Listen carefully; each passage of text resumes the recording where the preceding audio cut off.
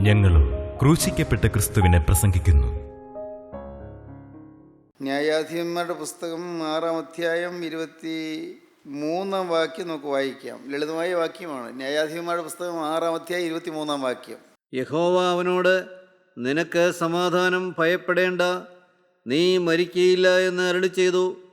Gideon അവിടെ യഹോവയ്ക്ക് ഒരു യാഗപീഠം പണിത് അതിന് യഹോവ ശലോം എന്ന് പേരിട്ടു. ദൈവം വ്യക്തമായ ഒരു അനുഭവം തരികയാണ്, വ്യക്തമായൊരു വചനം തരികയാണ്, വ്യക്തമായൊരു അരുളപ്പാട് തരികയാണ്, വ്യക്തമായൊരു വാഗ്ദത്തം തരികയാണ്. നേരിട്ട് സംസാരിക്കുകയാണ്. പറയുന്നു, ഭയപ്പെടേണ്ട, നിനക്ക് സമാധാനം, നീ മരിക്കുകയില്ല. ശത്രുഭീതിയാൽ വലഞ്ഞിരിക്കുകയായിരുന്നു. ശത്രു ഭയം കൊണ്ട് അവൻ തരളിത ഹൃദയനായിരിക്കുകയായിരുന്നു. ഭയാക്രാന്തനായി അവൻ ശത്രുവിൻ്റെ ആക്രമണത്തെ പേടിച്ച് അരണ്ട് ഒളിച്ചിരിക്കുകയായിരുന്നു. സമർത്ഥനായ ഒരു യുവാവാണ്. പക്ഷെ എന്തു ചെയ്യും? മരണം മുന്നിൽ കാണുന്നു. എപ്പോഴും മരണം വരാം. കാരണം മിദ്യാന്യരെ ഇസ്രായേൽക്കാരെ കൊള്ള ചെയ്യുന്ന കാലം, അധ്വാനിക്കുന്ന ഒന്നും അവർക്ക് അനുഭവിക്കാൻ പറ്റുന്നില്ല. ഇസ്രായേൽക്കാർ കൃഷി ചെയ്യും, വിതയ്ക്കും, കൊയ്യും, മെതിക്കും, എല്ലാം കൂട്ടിവെക്കും. അതെല്ലാം അന്ന് രാത്രി തന്നെ മിദ്യാൻ്റെ വന്ന് കൊണ്ടുപോകും. എതിർക്കാൻ പറ്റുമോ? അവർ ശക്തരാണ്. എതിർക്കാൻ ചെന്നാലോ ജീവൻ പോകും. എന്തൊരു കഷ്ടത! അധ്വാനിക്കുന്നു, പക്ഷേ അവർക്ക് അനുഭവിക്കാൻ പറ്റുന്നില്ല. അവർ വലഞ്ഞുപോയി. നമ്മളിന്ന് അങ്ങനെയല്ലേ? പലരും അധ്വാനിക്കുന്നുണ്ട്, പക്ഷേ അനുഭവം കിട്ടുന്നില്ല. എത്ര കഷ്ടപ്പെടുന്നുണ്ട് ഇല്ലേ? ചില സ്ത്രീകൾ പറയും, സാറേ, ഞാൻ കൂലിപ്പണിക്ക് പോയി, ഞാൻ അധ്വാനിച്ച് കൊണ്ടുവന്നാണ് ആഹാരത്തിൻ്റെ കാര്യങ്ങൾ നോക്കുന്നത്. പിള്ളേരുടെ വസ്ത്രത്തിൻ്റെ കാര്യം ഞാൻ നോക്കണം, അവരുടെ പഠിത്തത്തിൻ്റെ കാര്യം ഞാൻ നോക്കണം, സ്കൂളിൽ കൊടുക്കേണ്ട ഫീസിൻ്റെ കാര്യം ഞാൻ നോക്കണം, വീട്ടിലെ മറ്റു ആവശ്യങ്ങളെല്ലാം ഞാൻ നോക്കണം. അദ്ദേഹം ഒരു പണിയും ചെയ്യില്ല. പണി ചെയ്യാൻ ആരോഗ്യമില്ലാഞ്ഞിട്ടല്ല, അദ്ദേഹം ചെയ്യില്ല. ഞാൻ പറയുന്നു, എന്തെങ്കിലുമൊക്കെ ജോലി ചെയ്യരുതോ? അദ്ദേഹം അതിന് തയ്യാറല്ല. പക്ഷേ ഞാൻ കൊണ്ടുവരുന്നത് കൊണ്ട് അദ്ദേഹം ജീവിക്കും. തന്നിൽ ഇപ്പോൾ അദ്ദേഹത്തിന് ഇപ്പോൾ മദ്യപിക്കുകയും ചെയ്യണം. സാറേ, എൻ്റെ കെട്ടുതാലി പോലും വിറ്റു, കെട്ടുതാലി പോലും കൊണ്ടുപോയി വിറ്റു. ഞാൻ എന്ത് ചെയ്യും? അധ്വാനിക്കുന്നുണ്ട്, പക്ഷേ ഫലപ്രാപ്തി ലഭിക്കുന്നില്ല, ഫലം കിട്ടുന്നില്ല. അനേകരെങ്ങനെയാണ്. രാപ്പകലില്ലാതെ വേല ചെയ്യുന്നവരുണ്ട്, ഓവർ ടൈം വർക്ക് ചെയ്യുന്നവരുണ്ട്. എങ്ങനെയെങ്കിലും ഉപജീവനം കഴിച്ച് പോകാൻ വേണ്ടിയാണ്, എങ്ങനെയും കരയേറ്റം കിട്ടാൻ വേണ്ടിയാണ്. പകൽ ജോലി ചെയ്യും, പിന്നെ രാത്രിയും ജോലി ചെയ്യും. അതിന് പ്രത്യേക ശമ്പളം കിട്ടും. അതിനുവേണ്ടി അധ്വാനിക്കുന്നവരുണ്ട്. കഷ്ടപ്പെടുന്നൊരു സമൂഹം, വലയുന്നൊരു സമൂഹം. എന്നാൽ നിങ്ങൾ കർത്താവിൻ്റെ വചനം കേൾക്കൂ. അധ്വാനിക്കുന്നവരും ഭാരം ചുമക്കുന്നവരുമായുള്ളവരെ എല്ലാവരും എൻ്റെ അടുക്കൽ വരുവീൻ, ഞാൻ നിങ്ങളെ ആശ്വസിപ്പിക്കും. ഞാൻ സൗമ്യതയും താഴ്മയുള്ളവനാകിയാൽ എൻ്റെ മുഖമേറ്റുകൊണ്ട് എന്നോട് പഠിപ്പീൻ, എന്നാൽ നിങ്ങളുടെ ആത്മാക്കൾക്ക് ആശ്വാസം കണ്ടെത്തും. എൻ്റെ മുഖം മൃദുവും എൻ്റെ ചുമട് ലഘുവുമാകുന്നു. അധ്വാനിക്കുന്നവരും ഭാരം ചുമക്കുന്നവരുമായുള്ളവരെ എല്ലാവരും എൻ്റെ അടുക്കൽ വരുവീൻ, ഞാൻ നിങ്ങളെ ആശ്വസിപ്പിക്കും. ആശ്വസിപ്പിക്കുന്ന ക്രിസ്തു നമ്മെ ക്ഷണിക്കുകയാണ്. നാം ഇതെല്ലാം കാണാതെ പഠിച്ചിട്ടുണ്ടാകും ഈ വാക്യങ്ങൾ. പക്ഷേ നമ്മുടെ ജീവിതത്തിൽ പ്രശ്നങ്ങൾ വരുമ്പോൾ, ഭാരങ്ങൾ വരുമ്പോൾ, ആകുലങ്ങൾ വരുമ്പോൾ നാം അലഞ്ഞു പോകുന്നില്ലേ? നാം വലഞ്ഞു പോകുന്നില്ലേ? നാം വാടിപ്പോകുന്നില്ലേ? ആവശ്യങ്ങളുടെ മുന്നിൽ, ആവലാധികളുടെ മുന്നിൽ നാം ഭയപ്പെട്ട്, വിഷമിച്ച്, ഭാരപ്പെട്ട് ഞരങ്ങി കഴിയാറില്ലേ? ഉണ്ട്. നമ്മൾ അനേകം പേരും അങ്ങനെയാണ്. അധ്വാനിക്കുന്നു, പക്ഷേ ഫലം കിട്ടുന്നില്ല. അന്ന് ഇസ്രായേൽക്കാർ അങ്ങനെയായിരുന്നു. അവർ അധ്വാനിക്കുന്നു, അവർ കഠിനമായി അധ്വാനിക്കുന്നു. നമുക്ക് 6-ാം അധ്യായത്തിൻ്റെ ആദ്യ ഭാഗം വായിക്കുമ്പോൾ കാണാം. 4-ാം വാക്യം മുതൽ വായിക്കാം. 6-ാം അധ്യായം 4-ാം വാക്യം മുതൽ. അവർ അവർക്ക് വിരോധമായി പാളയമിറങ്ങി ഗസ്സാ വരെ നാട്ടിലെ വിള നശിപ്പിക്കും, വിളവെല്ലാം നശിപ്പിക്കും. ഇസ്രായേലിന് ആഹാരമോ ആടോ മാടോ കഴുതയോ ഒന്നും ശേഷിപ്പിക്കുകയില്ല. ആഹാരം ശേഷിപ്പിക്കുകയില്ല, ആടുകളെ ശേഷിപ്പിക്കുകയില്ല, മാടുകളെ ശേഷിപ്പിക്കുകയില്ല, കഴുതിയെ ശേഷിപ്പിക്കുകയില്ല. ഇസ്രായേൽക്കാരുടെ എല്ലാവരും കവർന്നുകൊണ്ട് പോകും. അവർ തങ്ങളുടെ കന്നുകാലികളും കൂടാരങ്ങളുമായി പുറപ്പെട്ട് വെട്ടുക്കിളി പോലെ കൂട്ടമായി വരും. വലിയൊരു കൂട്ടം വെട്ടുക്കിളി ഇങ്ങനെ പറന്നു വരുന്നത് പോലെ അവർ മഹാസൈന്യമായി ഇസ്രായേൽക്കാരുടെ നേരെ മിദ്യാനിൽ വരും. അവരും അവരുടെ ഒട്ടകങ്ങളും അസംഖ്യമായിരുന്നു. ഒട്ടകങ്ങളും മൃഗസംഖ്യയും എല്ലാമായിട്ട് അവർ കൂട്ടത്തോടെ വന്നാണ് എല്ലാം അപഹരിച്ചുകൊണ്ട് പോകുന്നത്. അവർ ദേശത്ത് കിടന്ന് നാശം ചെയ്യും. ദേശത്ത് കിടന്ന് എല്ലാം നശിപ്പിക്കും. ഇങ്ങനെ മിദ്യാന്യരാൽ ഇസ്രായേൽ ഏറ്റവും ക്ഷയിച്ചു. മിദ്യാന്യരെ കൊണ്ട് ഇസ്രായേൽ ഏറ്റവും ക്ഷയിച്ചു. നിങ്ങൾ ചിന്തിക്കൂ, ചില അയൽക്കാരെ കൊണ്ട് ക്ഷയിക്കുന്ന ആളുകളുണ്ട്. കഴിഞ്ഞ ഒരവസരത്തിൽ ഒരാൾ എനിക്ക് ഒരു എഴുത്ത് കൊടുത്തയച്ചു. അദ്ദേഹം പറയുകയാണ്, സാറേ, എൻ്റെ അയൽക്കാരൻ എനിക്ക് എൻ്റെ വീട്ടിലേക്ക് കടന്നു പോകാനുള്ള വഴി അയാൾ ഇടുക്കി കളഞ്ഞു. ഞാൻ പാവമാണ്, ഞാനൊരു സാധുവാണ്, ഞാൻ എങ്ങനെ അതിനെ നേരിടും? വഴി അദ്ദേഹം കയ്യേറി, അവിടെ അദ്ദേഹത്തിൻ്റെ സ്ഥലമാണെന്ന് പറഞ്ഞ് കയ്യേറിയിരിക്കുകയാണ്. ഞാൻ എന്ത് ചെയ്യും? ആ പാവൻ മനുഷ്യൻ എഴുതിയിരിക്കുന്നത് സങ്കടത്തോടെ വായിക്കാൻ പറ്റൂ. ദൈവത്തിന് സ്തോത്രം. പ്രിയപ്പെട്ടവരെ, അയൽക്കാരെ കൊണ്ട് ഞെരുക്കം അനുഭവിക്കുന്നവരുണ്ട്, ഒരുമിച്ച് ജോലി ചെയ്യുന്നവരെ കൊണ്ട് ഞെരുക്കം അനുഭവിക്കുന്നവരുണ്ട്, കൂടെ പണി ചെയ്യുന്നവർ ഞെരുക്കുന്നവരുണ്ട്, കൂടെ പണി ചെയ്യുന്നവരിൽ കൂടി കഷ്ടപ്പാടുകൾ നേരിടേണ്ടി വരുന്നവരുണ്ട്. അനേകം പ്രതിസന്ധികളിൽ പെട്ട് വലയുന്ന മനുഷ്യൻ അവൻ ഞെരുങ്ങുകയാണ്, അവൻ ഞെരിയുകയാണ്. മിദ്യാന്യരെ കൊണ്ട് ഇസ്രായേൽ ഞെരിഞ്ഞുപോയി, അമർന്നുപോയി. യഹോവയോട് അവർ നിലവിളിച്ചു. ഇസ്രായേൽ മക്കളെ യഹോവയോട് അപേക്ഷിച്ചു. അടുത്ത വാക്യം. ഇസ്രായേൽ മക്കൾ മിദ്യാന്യരുടെ നിമിത്തം യഹോവയോട് നിലവിളിച്ചപ്പോൾ യഹോവ ഒരു പ്രവാചകനെ ഇസ്രായേൽ മക്കളുടെ അടുക്കൽ അയച്ചു. ദൈവത്തിന് സ്തോത്രം. ജനം നിലവിളിച്ചപ്പോൾ ദൈവം അവർക്ക് ഒരു വാഗ്ദത്തം നൽകാൻ ദൈവത്തിൻ്റെ വചനം പരമേൽപ്പിച്ച ഒരു പ്രവാചകനെ അയച്ചു. നിങ്ങൾക്കൊരു നല്ല കാലം വരുന്നുണ്ട്, നിങ്ങളെ ഞാൻ വിടുവിക്കും, നിങ്ങൾക്ക് ഞാൻ സഹായം ചെയ്യും, നിങ്ങളുടെ കാര്യം ഞാൻ നോക്കും. നിത്യനായ ദൈവം അരുളി ചെയ്യുകയാണ്. പ്രവാചകൻ്റെ നാവിൽ കൂടി ദൈവം തൻ്റെ ജനത്തിന് അനുഗ്രഹത്തിൻ്റെ വാഗ്ദത്ത വചനം അയക്കുകയാണ്. ജനത്തിന് ആശ്വാസമായിരുന്നു വചനം. പ്രവാചകനിൽ കൂടി പറയിപ്പിച്ചത് എന്താണ്? അവൻ അവരോട് പറഞ്ഞത്, ഇസ്രായേലിൻ്റെ ദൈവമായ യഹോവ ഇപ്രകാരം അരുളി ചെയ്യുന്നു, ഞാൻ നിങ്ങളെ മിസ്രയീമിൽ നിന്ന് പുറപ്പെടുവിച്ചു, അടിമ വീട്ടിൽ നിന്ന് നിങ്ങളെ കൊണ്ടുവന്നു. മിസ്രയീമ്യരുടെ കയ്യിൽ നിന്ന് നിങ്ങളെ പീഡിപ്പിച്ച എല്ലാവരുടെയും കയ്യിൽ നിന്നും ഞാൻ നിങ്ങളെ വിടുവിച്ച് അവരെ നിങ്ങളുടെ മുമ്പിൽ നിന്ന് നീക്കിക്കളഞ്ഞു. അവരുടെ ദേശം നിങ്ങൾക്ക് തന്നു. യഹോവയായി ഞാൻ നിങ്ങളുടെ ദൈവമാകുന്നുവെന്നും നിങ്ങൾ പാർക്കുന്ന ദേശത്തുള്ള അമോര്യരുടെ ദേവന്മാരെ ഭജിക്കരുത് എന്ന് ഞാൻ നിങ്ങളോട് കൽപ്പിച്ചു. നിങ്ങളോ എൻ്റെ വാക്ക് കേട്ടില്ല. നിങ്ങൾക്ക് ഈ വന്നിരിക്കുന്ന പ്രശ്നത്തിൻ്റെ കാരണം എന്താണെന്നറിയാമോ? നിങ്ങൾക്ക് വന്നിരിക്കുന്ന ഞെരുക്കത്തിൻ്റെ കാരണം എന്താണെന്നറിയാമോ? നിങ്ങൾക്ക് ഞാൻ കാലാകാലങ്ങളിൽ നിങ്ങൾക്ക് ഞാൻ തന്ന സഹായങ്ങൾ നിങ്ങൾ മറന്നുപോയി. നിങ്ങളെ രക്ഷിച്ചത് നിങ്ങൾ മറന്നുപോയി. ഞാൻ നിങ്ങളെ മിസ്രയീമിലെ ഇരുമ്പലയിൽ നിന്ന് വിടുവിച്ചുകൊണ്ട് വന്നത് നിങ്ങൾ മറന്നുപോയി. മിസ്രയീമിലെ കഷ്ടപ്പാടുകളിൽ നിങ്ങളെ വിടുവിച്ചുകൊണ്ട് വന്നത് നിങ്ങൾ മറന്നുപോയി. നിങ്ങൾ അത്ഭുതകരമായി കാലം അത്രയും നടത്തിയത് നിങ്ങൾ മറന്നുപോയി. നിങ്ങൾക്ക് അത്യാഹിതങ്ങൾ വന്നപ്പോൾ ഞാൻ നിങ്ങളെ താങ്ങി. നിങ്ങൾക്ക് അത്യാപത്ത് വന്നപ്പോൾ എൻ്റെ കരം നിങ്ങളെ സഹായിച്ചു. നിങ്ങൾ വലഞ്ഞ് വിഷമിച്ചു പോയപ്പോൾ ഞാൻ നിങ്ങളെ ഊരാക്കുരുക്കിൽ നിന്ന് വിടുവിച്ചു. നിങ്ങൾക്ക് അനേകം അവസരങ്ങളിൽ സഹായങ്ങൾ തന്നു. നിങ്ങളെല്ലാം മറന്നുപോയി. നിങ്ങൾ സത്യദൈവത്തെ മറന്നു കളഞ്ഞു. ദൈവത്തിന് സ്തോത്രം.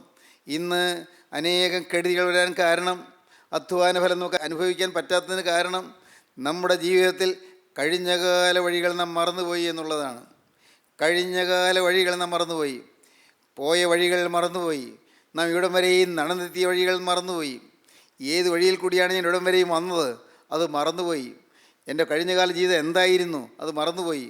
ദൈവത്തിനും മനുഷ്യർക്കും ചേരാത്ത ഒരു ദുഷ്ടഹൃദയമായിരുന്നു എനിക്ക്. പക്ഷേ ദൈവം എന്നെ സ്നേഹിച്ചു, അത് മറന്നുപോയി. എൻ്റെ കർത്താവേ, എൻ്റെ ജീവിതത്തിൽ ഞാൻ മൂലം എത്രയോ പേര് കരഞ്ഞിട്ടുണ്ട്. പക്ഷേ എന്നിട്ടും നീ എന്നെ സ്നേഹിച്ചു, ഞാനത് മറന്നുപോയി. എൻ്റെ കർത്താവേ, നീ എനിക്ക് എത്രയോ അനുഗ്രഹങ്ങൾ തന്നു, വചനം തന്നു, വചനത്തിൻ്റെ ശക്തി തന്നു, വചനത്തിൻ്റെ അനുഭവം തന്നു, എൻ്റെ ബന്ധനങ്ങളെ നീ അഴിച്ചു. പക്ഷേ ഞാനത് മറന്നുപോയി. ദൈവത്തിന് സ്തോത്രം. കർത്താവേ, എണ്ണിയാൽ തീരാത്ത പാവങ്ങളെല്ലാം നീ എനിക്ക് ക്ഷമിച്ചു തന്നു, ഞാനതെല്ലാം മറന്നുപോയി. അത്യാഹിതം വന്നപ്പോൾ നീ എന്നെ സഹായിച്ചു. രോഗക്കിടക്കയിലായപ്പോൾ നീ എൻ്റെ രോഗക്കിടക്ക മാറ്റി വിരിച്ചു. കർത്താവേ, എൻ്റെ ദൈവമേ, ഞാൻ ഓപ്പറേഷൻ ടേബിളിൽ നിന്ന് എഴുന്നേറ്റ് വരുമെന്ന് വിചാരിച്ചില്ല. പക്ഷേ നിൻ്റെ കരം എന്നെ താങ്ങി എന്നെ എഴുന്നേൽപ്പിച്ചു. എനിക്ക് സൗഖ്യം തന്നു, എനിക്ക് ആയുസ് നീട്ടിത്തന്നു.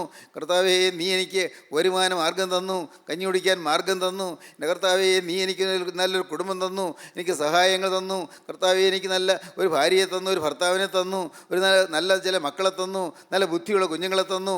ഈ അനുഗ്രഹങ്ങളൊക്കെ ഞാൻ മറന്നുപോയി. കഴിഞ്ഞകാല ജീവിതത്തിൻ്റെ വഴികൾ മറക്കരുത്. കഴിഞ്ഞകാല ജീവിതത്തിലെ നേട്ടങ്ങൾ മറക്കരുത്. കഴിഞ്ഞകാല ജീവിതത്തിൽ നമുക്കുണ്ടായിരുന്നതായ കോട്ടങ്ങൾ മറക്കരുത്. നാം എവിടെയായിരുന്നു, എന്തായിരുന്നു, മറന്നു കളയരുത്. ഞാൻ എവിടെ ജീവിച്ചവനായിരുന്നു, മറന്നു കളയരുത്. ഏതെല്ലാം കൂട്ടുകെട്ടിൽപ്പെട്ട് പോയവനായിരുന്നു, മറന്നു കളയരുത്. ചില മാഫിയ സംഘങ്ങൾപ്പെട്ട് നശിച്ചു പോകേണ്ടവനായിരുന്നു, പക്ഷേ ദൈവനെ രക്ഷിച്ചല്ലോ, നിങ്ങൾ മറന്നു പോകരുത്. ദൈവത്തിന് സ്തോത്രം. എൻ്റെ ജീവിതം പക്ഷേ ഇന്ന് ഈ ഭൂമിയിൽ കാണേണ്ടതല്ലായിരുന്നല്ലോ, ദൈവം എനിക്ക് ആയുസ് നീട്ടി തന്നല്ലോ, മറന്നു കളയരുത്. ദൈവത്തിന് സ്തോത്രം. സഹോദരങ്ങളെ, നിങ്ങൾ അനേകം പേര് എത്രയോ കുരുക്കളിൽ വീണവരാണ്, എത്രയോ വലിയ വലിയ പ്രതിസന്ധികൾ വീണവരാണ്, ചില കുടുക്കുകളിൽ ചില കടികളിൽ വീണവരാണ്. അതിൽ നിന്നെല്ലാം കർത്താവ് രക്ഷിച്ചുകൊണ്ട് വന്നില്ലേ? ദൈവത്തിന് സ്തോത്രം. കഴിഞ്ഞ ദിവസം ഒരു ചെറുപ്പക്കാരൻ എന്നെ വിളിച്ചു. അവനിപ്പോൾ ഇന്ത്യയിൽ വെളിയിലാണ്. ആ ചെറുപ്പക്കാരനെ വിളിച്ചു സംസാരിച്ചു തന്നപ്പോൾ ഞാൻ പറഞ്ഞു, മോനെ, നീ ഒരു കാര്യം മറക്കരുത്. ദൈവത്തിന് സ്തോത്രം. ഇന്ന് ഈ ഭൂമിയിൽ കാണേണ്ടതല്ല, ഈ ഭൂമിയിൽ നീ കാണേണ്ടതല്ല. ചിലർ നിന്നെ വകവരുത്തിയേനെ, വല്ല റെയിൽവേ പാളത്തിലും നിൻ്റെ തലയും ഉടലും ഛേദിക്കപ്പെട്ട് കിടന്നേനെ. എന്നാൽ ഭാഗ്യവശാൽ ദൈവത്തിൻ്റെ കൃപയാൽ ദൈവത്തിൻ്റെ പ്രിയമക്കൾ ആ കാര്യത്തിൽ ഇടപെട്ടതുകൊണ്ട് ദൈവം കൃപ ചെയ്ത് നിനക്ക് അതിൽ നിന്നെല്ലാം മോചനം കിട്ടി. നീ ഭാഗ്യവശാൽ രക്ഷപ്പെട്ടു, ജീവൻ രക്ഷപ്പെട്ടു. ദൈവത്തിന് സ്തോത്രം. പണവും രക്ഷപ്പെട്ടു, ഭൂമിയും രക്ഷപ്പെട്ടു, നിൻ്റെ ജീവൻ രക്ഷപ്പെട്ടു. നീ ദൈവത്തോട് നന്ദിയുള്ളവനായിരിക്കണമെന്ന് ഞാൻ പറഞ്ഞു. ദൈവത്തിന് സ്തോത്രം. അനേകം പേര് ദൈവത്തോട് നന്ദിയില്ലാത്തത് കൊണ്ട് ഇന്ന് ഞെരുക്കം അനുഭവിക്കുകയാണ്. ദൈവത്തോട് നന്ദിയില്ലാത്ത ജീവിതം. ശാന്തമായി നിങ്ങൾ ചിന്തിച്ച് നോക്കൂ, നിങ്ങളുടെ ജീവിതം എങ്ങനെയിരിക്കുന്നു? ദൈവത്തോടൊരു നന്ദി ഉണ്ടായിട്ടുണ്ടോ? ദൈവം തന്ന നന്മകളോർത്ത് നന്ദി ഉണ്ടായിട്ടുണ്ടോ? നിങ്ങളിപ്പോഴും നിങ്ങൾ സംതൃപ്തരല്ല, ഇപ്പോഴുള്ളതിൽ സംതൃപ്തരല്ല. ഇപ്പോഴുള്ളതായ നിങ്ങളുടെ ജീവിതത്തിൽ നിങ്ങളിപ്പോൾ സംതൃപ്തരല്ല. ഇന്നുള്ള വരുമാനത്തിൽ സംതൃപ്തരല്ല, ഇന്നുള്ള കുടുംബജീവിതത്തിൽ സംതൃപ്തരല്ല, ഇന്നുള്ള ഭർത്താവിൽ സംതൃപ്തരല്ല, ഇന്നുള്ള ഭാര്യയിൽ സംതൃപ്തരല്ല, ഇന്നുള്ള മക്കളിൽ സംതൃപ്തരല്ല, ഇന്നത്തെ വരുമാന മാർഗങ്ങൾ സംതൃപ്തരല്ല, ഇന്നത്തെ ജോലിയിൽ സംതൃപ്തരല്ല. എവിടെയും അസംതൃപ്തിയാണ്. ദോഷമാണത്, അസംതൃപ്തിയാണ്. അതുമൂലം നിങ്ങൾക്ക് വരുന്ന അപകടം എന്താണെന്നറിയാമോ? ദൈവത്തിൻ്റെ കൃപ നിങ്ങളിൽ നിന്ന് മാറിപ്പോകും. ശത്രു വന്ന് നിങ്ങളെ ഞെരിക്കും, നിങ്ങൾ അറിയുന്നില്ല. ശത്രു സമൂഹം ഇങ്ങനെ എരുമ്പിപ്പാഞ്ഞു വരും. മിദ്യാന്യരെന്ന് ഇസ്രായേലിന് നേരെ വന്നതുപോലെ ശത്രു സമൂഹം കൂട്ടം കൂട്ടമായി വന്ന് നിങ്ങളെ ഞെരിച്ച് കളയും, നിങ്ങളെ അമർത്തി കളയും, നിങ്ങൾ നശിപ്പിച്ച് കളയും. ദൈവത്തിന് സ്തോത്രം. ദൈവം പറഞ്ഞു, ഞാൻ തന്ന അനുഗ്രഹങ്ങൾ മറന്നുപോയതുകൊണ്ട് ഞാൻ നിങ്ങളുടെ മേലുണ്ടായിരുന്ന എൻ്റെ സംരക്ഷണം മാറ്റിയത് നിങ്ങൾക്ക് അപകടമായി തീർന്നിരിക്കുന്നു. നിങ്ങൾക്ക് എൻ്റെ സംരക്ഷണം മാറ്റിയതുകൊണ്ട് ശത്രു നിങ്ങളെ ഞെരുക്കുന്നു എന്ന് ദൈവം തൻ്റെ പ്രവാചകനിൽ കൂടി അരുളപ്പാട് നൽകി. ദൈവത്തിന് സ്തോത്രം. പക്ഷേ ജനം പിന്നെയും നിലവിളിച്ചു. എന്തു ചെയ്യും? ജനത്തിന് വിളിക്കുകയല്ലാതെ മാർഗമില്ല. തെറ്റുപറ്റിപ്പോയി. കർത്താവേ, ഞങ്ങൾ തെറ്റുപറ്റിപ്പോയി, ഞങ്ങൾക്ക് അപകടം പറ്റിപ്പോയി. നാഥ, ഞങ്ങൾ വഴി തെറ്റിപ്പോയി, ഞങ്ങൾ നന്ദി കെട്ടവരായിപ്പോയി, ഞങ്ങൾ ദൈവസ്നേഹമില്ലാത്തവരായിപ്പോയി, ഞങ്ങൾ പിന്നെയും പാപത്തിലേക്ക് പോയി. പിന്നെയും ഞങ്ങൾ ജീവിതത്തിൽ ചില നിഷ്ഠകളുണ്ടായിരുന്നതെല്ലാം തകർത്ത് കളഞ്ഞു, നിഷ്ഠകളെല്ലാം വിട്ടുകളഞ്ഞു, സമർപ്പണങ്ങളെല്ലാം പോയിപ്പോയി. കർത്താവേ, തെറ്റുപറ്റിപ്പോയി. ജനം കരഞ്ഞു. അപ്പോൾ ദൈവത്തിൻ്റെ കൃപ ജനത്തിന് നേരെ തിരിഞ്ഞു. ദൈവത്തിന് സ്തോത്രം. ജനത്തിന് നേരെ ദൈവത്തിന് കൃപ തിരിഞ്ഞു. ജനത്തിന് നേരെ ദൈവത്തിന് കരുണ തോന്നി. ദൈവത്തിന് സ്തോത്രം. ഇസ്രായേൽക്കാരിൽ ഒരു ചെറുപ്പക്കാരൻ ഒരു മുന്തിരിച്ചക്കിനരികെ വെച്ച് കോതമ്പ് മെതിക്കുകയായിരുന്നു. മുന്തിരിച്ചക്കിനരികെ വെച്ച്. എന്തിനാണ് മുന്തിരിച്ചക്കിനരികെ കോതമ്പ് മെതിക്കാൻ പോയത്? സാധാരണ കോതമ്പ് മെതിക്കുന്ന സ്ഥലത്ത് മെതിച്ചാൽ കറ്റയും കോതമ്പും എല്ലാം മിദ്യാനിൽ കൊണ്ടുപോകും. മുന്തിരിച്ചക്കിനരികെ മുന്തിരിങ്ങയാട്ട് മണിയല്ലേ ഉള്ളൂ. അവിടെ വെച്ച് മെതിച്ചാൽ അവർ വരികയില്ല, അവർ പ്രതീക്ഷിക്കുകയില്ല, അവിടെ കറ്റ മെതിക്കുന്നുണ്ടെന്ന് അറിയുകയില്ല. മുന്തിരിച്ചക്കിനരികെ വെച്ച് മെതിച്ചത് അത് നഷ്ടപ്പെടാതിരിക്കാൻ വേണ്ടിയാണ്. അതുകൊണ്ട് അവൻ ഭയന്ന് വെറുങ്ങലിച്ച് പേടിച്ച് ശത്രു വരുന്നുണ്ടോ എന്ന് ചുറ്റുപാട് നോക്കിക്കൊണ്ട് ഭീരുവായി അവൻ നിന്ന് മുന്തിരിച്ചക്കിനരികെ വെച്ച് ഗോതമ്പ് പറ്റ മെതിക്കുകയായിരുന്നു. ദൈവത്തിന് സ്തോത്രം. ദൈവത്തിന് സ്തോത്രം. നമുക്ക് വായിക്കാം, ഒരു 11 വാക്യം മുതൽ വായിക്കാം. അനന്തരം യഹോവയുടെ ദൂതൻ വന്ന് ഓഫ്രയിൽ അബിയേസ്രനായ യോവാശിൻ്റെ കരുവേലകത്തിൻ കീഴെയിരുന്നു. അവൻ്റെ മകനായ ഗിദെയോൻ കോതമ്പ് മിദ്യാന്യരുടെ കയ്യിൽ പെടാതിരിക്കേണ്ടതിന് മുന്തിരിച്ചക്കിനരികെ വെച്ച് മെതിക്കുകയായിരുന്നു. യഹോവയുടെ ദൂതൻ അവന് പ്രത്യക്ഷനായി. അങ്ങനെ ആ ഭീരുവായി പേടിച്ച് നിൽക്കുമ്പോൾ പെട്ടെന്ന് ഒരാൾ വന്നിരിക്കുന്നു, ഒരു രൂപം വന്നിരിക്കുന്നു. അത് നല്ല തേജസ്സുള്ള രൂപമാണ്. പേടിച്ചു പോയി. അയ്യോ, മിദ്യാൻ്റെ രംഗം വരുന്നുണ്ടോ? ഭയന്ന് പോയി. ഞെട്ടലോടെ നോക്കി നിൽക്കുകയാണ്, ഭയന്ന് നിൽക്കുകയാണ്. അപ്പോൾ പറയുകയാണ്, അല്ലയോ പരാക്രമശാലിയെ, അയ്യോ പരാക്രമശാലിയെ, യഹോവ നിന്നോടുകൂടെ ഉണ്ട് എന്നവനോട് യഹോവ നിന്നോട് കൂടെയുണ്ട്. ദൈവത്തിന് സ്തോത്രം. അല്ലയോ പരാക്രമശാലിയെ, യഹോവ നിന്നോട് കൂടെയുണ്ട്. ദൈവം ജനത്തിൻ്റെ കണ്ണുനീര് കണ്ടു, ദൈവം ജനത്തിന് നെൽവിളി കേട്ടു. സ്നേഹിതരെ, നിങ്ങൾ വിശ്വസിക്കൂ, നാം മനം തിരിയുമ്പോൾ ദൈവം നമ്മുടെ നേരെ തിരിഞ്ഞു വരും. നാം ദൈവത്തിൻ്റെ കൃപയ്ക്ക് വേണ്ടി യാചിക്കുമ്പോൾ ദൈവം നമ്മുടെ പ്രാർത്ഥന കേൾക്കും. കർത്താവെ രക്ഷിക്കണമേ, എനിക്ക് വേറെ പോംവഴിയില്ലല്ലോ എന്ന് പറഞ്ഞ് നാം കരയുമ്പോൾ കർത്താവ് നമ്മുടെ രക്ഷയ്ക്കായി ഓടി വരും. നാം ഒരു ചുവട് വയ്ക്കുമ്പോൾ കർത്താവ് 10 ചുവട് വയ്ക്കും. നാം അല്പം ഒന്ന് അനുഭവിക്കാൻ തുടങ്ങുമ്പോഴേക്കും ദൈവത്തിൻ്റെ ഹൃദയം തണുക്കും, ദൈവത്തിൻ്റെ ഹൃദയം സ്നേഹം കൊണ്ട് നിറയും. സ്നേഹാർദ്രനായ ദൈവം വന്ന് നമ്മെ ഉദ്ധരിക്കാൻ കരനീട്ടും. ഇത് നിങ്ങൾ വിശ്വസിക്കൂ. നിങ്ങൾ ഒരിറ്റ് അനുതാപം വരുമ്പോൾ, നിങ്ങളുടെ ഹൃദയം തകരുമ്പോൾ, നിങ്ങളുടെ ഹൃദയം തകർന്ന് ഒലിക്കുമ്പോൾ, ഹൃദയം തകർന്ന് നിങ്ങൾ കരയുമ്പോൾ, കർത്താവെ തെറ്റുപറ്റിപ്പോയല്ലോ എന്ന് പറഞ്ഞ് നിങ്ങൾ കരയുമ്പോൾ, നിങ്ങൾക്ക് ദൈവ സാന്നിധ്യം ലഭിക്കുന്ന നിങ്ങൾക്ക് അനുഭവിക്കാൻ കഴിയും. നിങ്ങളുടെ ഭാരങ്ങളുടെ ചുവടും പേറി നിങ്ങൾ ഭാരത്തോടെ ആകുലതയോടെ നിങ്ങൾ കർത്താവിൻ്റെ പാദപീഠത്തിൽ വന്നിട്ട്, എൻ്റെ കർത്താവേ വേറെ പോംവഴിയില്ലല്ലോ, നീ എന്നെ ഒന്ന് സഹായിക്കണേ, എനിക്കൊരു മനസ്സമാധാനം തരണേ, എനിക്ക് ഉറക്കമില്ലല്ലോ, കർത്താവെ ഉറക്കം തരണമേ, കർത്താവെ ഈ പ്രശ്നത്തെ നേരിടാൻ എനിക്ക് കഴിവില്ലല്ലോ, നാഥാ നീ എനിക്കൊരു പരിഹാരം തരണമേ, എൻ്റെ ദൈവമേ എൻ്റെ ബുദ്ധിയിൽ ഈ പ്രശ്നത്തിന് പരിഹാരം കാണാൻ എന്നെക്കൊണ്ട് സാധ്യമല്ല, കർത്താവേ നീ തന്നെ സഹായം തരണമേ എന്നിങ്ങനെ നിങ്ങൾ മുട്ടിപ്പായി പ്രാർത്ഥിച്ചുകൊണ്ട് നിങ്ങൾ കർത്താവിനോട് യാചിക്കുമ്പോൾ അപ്പോൾ കാണാം യേശു ക്രിസ്തുവിൻ്റെ സാന്നിധ്യം നിങ്ങളെ വന്ന് വലയം ചെയ്യുന്നത്, യേശു ക്രിസ്തു സാന്നിധ്യം വന്ന് നിങ്ങളെ മൂടുന്നത്, യേശു ക്രിസ്തു സാന്നിധ്യം വന്ന് നിങ്ങൾ നിറയുന്നത് നിങ്ങൾ അനുഭവിക്കും. അത് നിങ്ങൾ അനുഭവിക്കുമ്പോഴാണ് നിങ്ങൾ ദൈവത്തിൻ്റെ സ്തുതി നിറയുന്നത്, സ്തുതി പകരുന്നത്. നിങ്ങൾ വിശ്വസിക്കുന്നുണ്ടോ? നിങ്ങളുടെ ജീവിതത്തിൽ ഈ അനുഭവം വരണം. അവിടെ ഭീരുവായി ഗിദെയോൻ ഗോതമ്പ് വറ്റ് മെതിക്കുന്നു മുന്തിരിച്ചക്കനരി വെച്ച്. യഹോവയുടെ ദൂതൻ പ്രത്യക്ഷനായി. ഇവിടെ യഹോവയുടെ ദൂതൻ എന്ന് പറയുന്നത് കർത്താവായ യേശു ക്രിസ്തു തന്നെയാണ്. യഹോവയുടെ ദൂതനവന് പ്രത്യക്ഷനായി, കർത്താവായ യേശു ക്രിസ്തു പ്രത്യക്ഷനായി. അക്ഷരികമായി യേശു ക്രിസ്തു ഭൂമിയിൽ ജനിച്ചിട്ടില്ല, പക്ഷേ അബ്രഹാം ജനിച്ചതിന് മുമ്പേ ഞാൻ ഉണ്ടായെന്നാണ് കർത്താവ് പറഞ്ഞത്. അതുമാത്രമല്ല, ലോകാരംഭത്തിന് മുമ്പേ കൊല്ലർക്കപ്പെട്ട ദൈവത്തിൻ്റെ കുഞ്ഞാട് എന്നാണ് അപ്പോസ്തലനായ പൗലോസ് പറഞ്ഞത്. കേൾക്കൂ, കർത്താവായ യേശു ക്രിസ്തു പറഞ്ഞു, ഞാൻ ആദ്യനും അന്ത്യനുമാകുന്നു, ആദ്യനും അന്ത്യനുമാകുന്നു, ഞാൻ ആദിയില്ലാത്ത ആദിയും അന്തമില്ലാത്ത അന്തവുമാകുന്നു കർത്താവ് പറഞ്ഞു. ദൈവത്തിന് സ്തോത്രം. ലോകാരംഭത്തിന് മുമ്പേ ജനിച്ച് ജീവിക്കുന്ന കർത്താവായ യേശു ക്രിസ്തു, അവന് ജനനമില്ല, അവന് മരണമില്ല, അവൻ ആദിയില്ല, അവന് അവസാനമില്ല. കർത്താവായ യേശു ക്രിസ്തു ജീവിക്കുന്ന ക്രിസ്തു അന്ന് വിഷമിക്കുന്ന ദൈവദാസൻ്റെ അരികിലേക്ക് എഴുന്നള്ളി വന്നിരിക്കുന്നു. ഒന്ന് പറയുകയാണ്, അല്ലയോ പരാക്രമശാലിയെ, യഹോവ നിന്നോട് കൂടെയുണ്ട്. നമുക്കൊന്നുകൂടെ വായിക്കാം. യഹോവയുടെ ദൂതനവന് പ്രത്യക്ഷനായി, യഹോവയുടെ ദൂതനവന് പ്രത്യക്ഷനായി. അല്ലയോ പരാക്രമശാലിയെ, യഹോവ നിന്നോടുകൂടെ ഉണ്ട് എന്നവനോട് പറഞ്ഞു. ഗിദെയോന് യഹോവ എന്ന് പറഞ്ഞാൽ മനസ്സിലാകും. അവൻ ഇസ്രായേലിൻ്റെ ദൈവം, യഹോവയായ ദൈവം എന്നൊക്കെ പറയുമ്പോൾ അവന് മനസ്സിലാകുന്ന ഭാഷയാണത്. അവന് ദൈവത്തോട് യാചിച്ചാൽ പരിചയമുണ്ട്, അവന് ആരാധനയുടെ പശ്ചാത്തലമുണ്ട്, പക്ഷേ അവന് ദൈവവുമായൊരു ബന്ധമില്ല. ആരാധനയുണ്ട്, പുറമെയുള്ള നമസ്കാരങ്ങളുണ്ട്, പുറമെയുള്ള പ്രാർത്ഥനകളുണ്ട്, പക്ഷേ ദൈവവുമായൊരു സജീവ ബന്ധമില്ല. എന്നാൽ അങ്ങനെ ചില ചടങ്ങുകളോ ആചാരങ്ങളോ മാത്രമായി നിന്ന് ആ ചെറുപ്പക്കാരൻ്റെ ഇടയിലേക്ക് സത്യമായും ദൈവം തമ്പുരാൻ ഇറങ്ങി വന്നു. ദൈവം ഇറങ്ങി വന്ന് അവരോട് സംസാരിക്കുകയാണ്, അല്ലയോ പരാക്രമശാലിയെ, യഹോവ നിന്നോടുകൂടെയുണ്ട്. അവൻ അത്ഭുതപ്പെട്ടു പോയി. ദൈവം എന്താണ് പറയുന്നത്? എന്നോട് എന്താ പറയുന്നത്? എനിക്കെന്ത് യോഗ്യത? ഞാനൊരു പാവമല്ലേ? എൻ്റെ അരികിൽ ദൈവമുണ്ടെന്നോ, എന്നോട് കൂടെ ദൈവമുണ്ടെന്നോ അവൻ ചോദിക്കുകയാണ്. ഗിദെയോൻ അവനോട്, അയ്യോ യജമാനെ, യഹോവ നമ്മോടുകൂടെ ഉണ്ടെങ്കിൽ നമുക്കിതൊക്കെ ഭവിക്കുന്നതെന്ത്? യഹോവ നമ്മെ മിസ്രയീമിൽ നിന്ന് കൊണ്ടുവന്നുവെന്ന് നമ്മുടെ പിതാക്കന്മാർ നമ്മോട് അറിയിച്ചിട്ടുള്ള അവൻ്റെ അത്ഭുതങ്ങളൊക്കെയും എവിടെ? ഇപ്പോൾ യഹോവ നമ്മെ ഉപേക്ഷിച്ചു മിദ്യാന്യരുടെ കയ്യിൽ ഏൽപ്പിച്ചിരിക്കുന്നുവല്ലോ എന്ന് പറഞ്ഞു. ഗിദെയോൻ പറയുകയാണ്, അയ്യോ എന്താണ് ഈ പറയുന്നത്? ദൈവം കൂടെയുണ്ടെങ്കിൽ ഈ ദയനീയമായ അവസ്ഥ നമുക്ക് വരുമോ?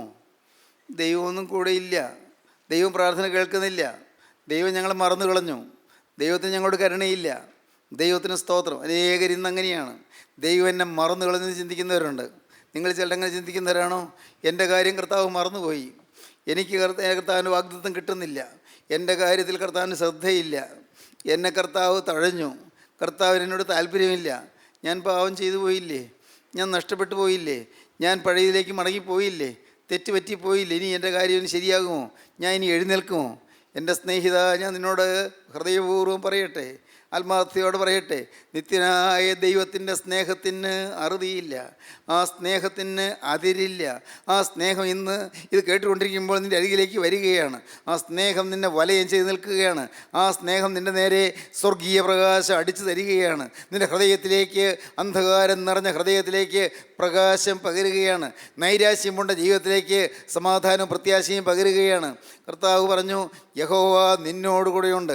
അല്ലയോ പരാക്രമശാലിയെ, യഹോവ നിന്നോടുകൂടെയുണ്ട്. ഇന്ന് നിങ്ങളിത് കേട്ടുകൊണ്ടിരിക്കുമ്പോൾ നിങ്ങൾ ദൈവത്തോട് പറയണം, ഒരു വാക്ക് പറയണം. കർത്താവേ, ഇത്രയും കാലം നിൻ്റെ സാന്നിധ്യം ഞാൻ അറിഞ്ഞില്ല, നീ ജീവിക്കുന്നത് ഞാൻ വിശ്വസിച്ചില്ല. യേശുവേ, നീ പ്രാർത്ഥന കേൾക്കുന്നത് ഞാൻ വിശ്വസിച്ചില്ല. കർത്താവേ, ഞാൻ പ്രാർത്ഥിക്കാത്തപ്പോഴും നീ എന്നെ തേടി വരുമെന്ന് ഞാൻ അറിഞ്ഞില്ല. എന്നെ സ്നേഹിക്കുന്നൊരു സ്നേഹമാണ് ഗോകുൽത്തായിലെ സ്നേഹമെന്ന് ഞാൻ ഇതുവരെയും അറിഞ്ഞില്ല. എന്നെ വ്യക്തിപരമായി അറിയുന്നൊരു സ്നേഹമാണിതെന്ന് ഞാൻ ഗ്രഹിച്ചില്ല. എൻ്റെ കർത്താവേ, പല പല കാര്യങ്ങളിൽ കുടുങ്ങി ഞാൻ കടന്നുപോയി. പല പല കാര്യങ്ങളിൽ ഞാൻ എൻ്റെ മനസ്സ് ഉൾപ്പെട്ട് എൻ്റെ കർത്താവേ ഞാൻ അകന്നുപോയി. നാഥാ, ഇപ്പോൾ ഞാൻ ഒരു കാര്യം ഞാൻ വിശ്വസിക്കുന്നു. യേശുവേ, നീ എന്നെ സ്നേഹിക്കുന്നു. മതി കർത്താവേ, എനിക്ക് വേറെ ഒന്നും വേണ്ട. യേശുവേ, ഞാൻ നിന്നെ സ്നേഹിക്കുന്നു. എന്തുകൊണ്ടെന്നാൽ നീ എന്നെ സ്നേഹിക്കുന്നു. നീ എന്നെ സ്നേഹിക്കുന്നു. കലവറയില്ലാത്ത സ്നേഹം, അതിരില്ലാത്ത സ്നേഹം, അറുതിയില്ലാത്ത സ്നേഹം. എൻ്റെ ദൈവമേ, നിത്യ സ്നേഹം, ഓ സ്വർഗീയ സ്നേഹം, ഗോകുൽത്തായിലെ സ്നേഹം, കാൽവരി ക്രൂശിൽ തന്നെ യാഗമായി തരാൻ തിരുമനസ്സായ സ്നേഹം. നാഥാ, ഈ സ്നേഹത്തെ ഞാൻ വിശ്വസിക്കുന്നു. ഈ സ്നേഹത്തിൻ്റെ പാദത്തിലേക്ക് ഞാനിതാ വരുന്നു. ദൈവത്തിന് സ്തോത്രം. ഇന്ന് ഇത് കേട്ടുകൊണ്ടിരിക്കുമ്പോൾ നിങ്ങൾ എവിടെ ഇരുന്ന് കേട്ടുകൊണ്ടിരുന്നാലും അവിടെ നിങ്ങളുടെ അരികിലേക്ക് യേശു വരുന്നത് നിങ്ങൾ വിശ്വസിക്കുക. കർത്താവിന് സ്തോത്രം. വചനം നിങ്ങൾ കേൾക്കുന്നുണ്ടെങ്കിൽ യേശു നിങ്ങളുടെ അരികിൽ വരുന്നുണ്ട്. വചനമായ ക്രിസ്തു നിങ്ങളുടെ അരികിലേക്ക് വരുന്നുണ്ട്. നിങ്ങളുടെ ഉള്ളിൽ നിങ്ങൾ തുറക്കുകയും യേശുവിനോട് നിങ്ങൾ പറയുകയും, കർത്താവേ, ചില പ്രതിസന്ധികളുമായിട്ടാണ് ഞാൻ വന്നിരിക്കുന്നത്, ചില പ്രശ്നങ്ങളുമായിട്ടാണ് ഞാൻ വന്നിരിക്കുന്നത്, കടത്തിൻ്റെ ഭാരവുപേറിയാണ് ഞാൻ വന്നിരിക്കുന്നത്, കുടുംബത്തിൽ അലോഹ്യവുമായിട്ടാണ് ഞാൻ വന്നിരിക്കുന്നത്, കുടുംബത്തിൽ സ്വൈരക്കേടുമായിട്ടാണ് വന്നിരിക്കുന്നത്, ഭാര്യയും ഭർത്താവും തമ്മിൽ ഇണങ്ങാത്തവരായിട്ടാണ് വന്നിരിക്കുന്നത്. എൻ്റെ കർത്താവേ, വിവാഹമോചനത്തിൻ്റെ വക്കിലെത്തിയാണ് ഞാൻ വന്നിരിക്കുന്നത്. എൻ്റെ കർത്താവേ, സമാധാനമില്ലാതെയാണ് വന്നിരിക്കുന്നത്, രോഗിയായിട്ടാണ് ഞാൻ വന്നിരിക്കുന്നത്, അവസ്ഥ നിലയിലാണ് ഞാൻ വന്നിരിക്കുന്നത്. എൻ്റെ നാഥ, എൻ്റെ സൃഷ്ടാവേ, നിനക്കറിയാമല്ലോ എൻ്റെ അവസ്ഥ. ഇപ്പോൾ ഞാനിതാ വന്നിരിക്കുന്നത് എൻ്റെ രക്ഷകൻ്റെ തിരുസ്നേഹത്തിന് മുമ്പിലേക്കാണ്. ഞാൻ വിശ്വസിക്കുന്നു. കർത്താവേ, ഇപ്പോൾ നിൻ്റെ ആണിപ്പാടുള്ള കരം നീ നീട്ടി എൻ്റെ തലമേൽ വെക്കണമേ. ഹല്ലേലൂയ. യേശുവേ, നിൻ്റെ ആണിപ്പാടുള്ള കരം നീട്ടി എൻ്റെ തലമേൽ വെക്കണമേ. ആ തിരുരക്തത്താൽ എൻ്റെ കഴിഞ്ഞുപോയ ജീവിതത്തിലെ പാപങ്ങളെല്ലാം കഴുകണമേ. അറിഞ്ഞും അറിയാതെയും വന്നുപോയ പാപങ്ങളെല്ലാം കഴുകണമേ. നന്ദികേട് ഓർക്കരുതേ, നന്ദികേട് ക്ഷമിക്കണമേ. എൻ്റെ കർത്താവേ, എന്നെ സ്നേഹിച്ച സ്നേഹത്തെ എൻ്റെ കർത്താവേ ഞാൻ മറന്നുപോയത് എൻ്റെ മേൽ കണക്കിടല്ലേ, അകൃത്യങ്ങൾ കണക്കിടല്ലേ. കർത്താവേ, നിൻ്റെ പുസ്തകത്തിൽ നിന്ന്, സ്മരണയുടെ പുസ്തകത്തിൽ നിന്ന് എൻ്റെ പേരിൽ എഴുതപ്പെട്ടിരിക്കുന്നതായ പാപങ്ങളെല്ലാം തിരുരക്തത്താൽ മായിച്ചു കളയണമേ. കർത്താവേ, ഞാൻ അനുദപിച്ചിട്ടല്ല, ഞാൻ മാനസാന്തരപ്പെട്ടിട്ടല്ല. കർത്താവേ, നിൻ്റെ കരുണയാൽ, കർത്താവേ, നിൻ്റെ കരുണയാൽ മാത്രം, നിൻ്റെ കൃപയാൽ മാത്രം എൻ്റെ പാവങ്ങൾ ക്ഷമിക്കണമേ. സകല പാവവും ക്ഷമിക്കുന്ന ക്രൂസിലെ സൗജന്യ സ്നേഹം ഇപ്പോൾ എൻ്റെ മേൽ ചൊരിയണമേ. ആ സ്നേഹം എൻ്റെ മേൽ പനിനീർത്തുള്ളി പോലെ തണുത്ത് എൻ്റെ മേലൊന്ന് വീഴണമേ. കർത്താവേ, ചാറൽ മഴ പോലെ ആ സ്നേഹം എൻ്റെ മേൽ പെയ്തിറങ്ങണമേ. കർത്താവേ, ഇപ്പോൾ നിൻ്റെ ആ സ്നേഹത്തിൻ്റെ ചാറൽ മഴയേറ്റ് എൻ്റെ ഉള്ളം കുളിർക്കണമേ, എൻ്റെ ഹൃദയം ഉണരണമേ. നാഥ, എൻ്റെ മേൽ നിൻ്റെ കരം വെച്ച് എന്നെ അനുഗ്രഹിക്കണമേ. Hallelujah, hallelujah. നിങ്ങൾക്ക് പ്രാർത്ഥിക്കാം, ഈ സമയം നഷ്ടപ്പെടുത്താതെ യേശുവോട് പറയാം, കർത്താവേ, എന്നെ അനുഗ്രഹിക്കണമേ, എന്നെ അനുഗ്രഹിക്കാൻ നീ കടന്നു പോകല്ലേ, ഇപ്പോൾ തന്നെ നിൻ്റെ കരം എൻ്റെ മേൽ വെക്കണമേ. ഹല്ലേലൂയ. ദൈവത്തിന് സ്തോത്രം.